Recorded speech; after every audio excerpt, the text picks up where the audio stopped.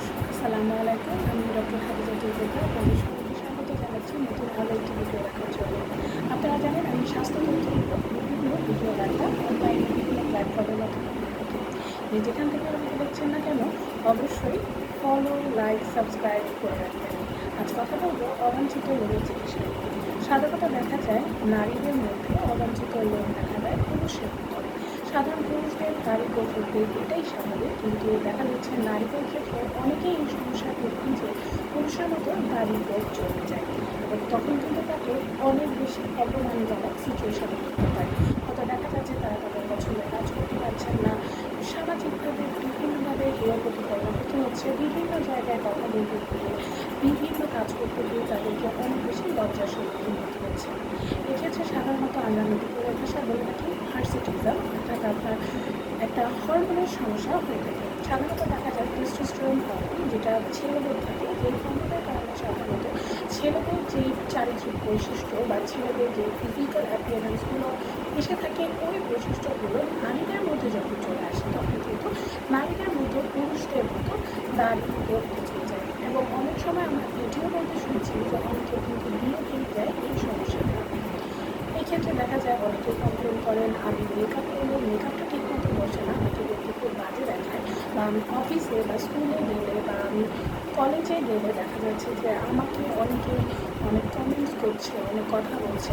অনেক সময় দেখা যায় যে কিশোরীদের বয়সেও কিন্তু এই সমস্যাটা হতে পারে এবং অনেক সময় দেখা যায় খুব বেশি বয়সী মেয়েদের ক্ষেত্রে এই সমস্যাটা হয়ে থাকে।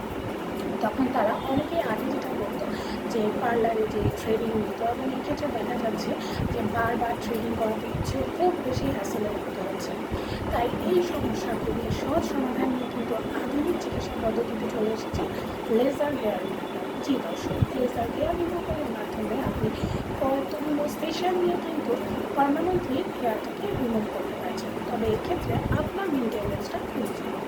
আপনার হরমোনাল লেভেল যদি ঠিক না থাকে সেক্ষেত্রে কিন্তু আপনার সেশন লাগতে পারে অনেক বেশি। আর যদি আপনার হরমোনাল লেভেলটাকে ঠিক করে আনা সম্ভব হয় সেক্ষেত্রে হয়তো বা আপনার সেশন কিছুটা কমও লাগতে পারে। তবে এক্ষেত্রে আপনি কোনো ইমপ্রুভমেন্টই পাবেন না, এটা কিন্তু মোটেও সত্য না। কিছুটা ইমপ্রুভমেন্ট আপনি অবশ্যই পাবেন। এবং এই অত্যাধুনিক লেজার হেয়ার রিমুভাল পদ্ধতির মাধ্যমে কিন্তু অনেকেই এই হার্সিটিজম বা অবাঞ্ছিত লোমের সমস্যা থেকে পেয়ে যাচ্ছেন পরিত্রাণ, এবং তারা সমাজে তাদের মানটিকে বজায় রেখে তাদের পছন্দনীয় কাজে এগিয়ে যাচ্ছেন। তাই আর দেরি না করে যারা এই হার্সিটিজম বা অবাঞ্ছিত লোমের চিকিৎসার জন্য পথ হচ্ছেন, এই সমস্যায় ভুগছেন, তাদের জন্য রয়েছে লেজার হেয়ার রিমুভার। আপনার নিকটস্থ যে কোনো অ্যাস্থেটিক সেন্টারে যোগাযোগ করুন এবং নিন laser hair remover. Laser hair রিমুভারের মাধ্যমে আপনার অবাঞ্ছিত লোম হবে এবং এই ক্ষেত্রে আপনি পেয়ে যাবেন একটি সহজ সমাধান। আমি কাজ করছি বায়োফিন কসমেটিক্যালসে, এবং বায়োফিন কসমেটিক্যালসে কিন্তু আপনার লেজার হেয়ার রিমুভারের মাধ্যমে অবাঞ্ছিত লোমটাকে কমিয়ে আনা সম্ভব। অনেকেই কমপ্লেন করেন যে লেজার নেওয়ার পর আমার লোম বেড়ে গিয়েছে। এটি টোটালি একটি ভুল ধারণা। লেজার নেওয়ার পর কখনোই লোম বেড়ে যায় না।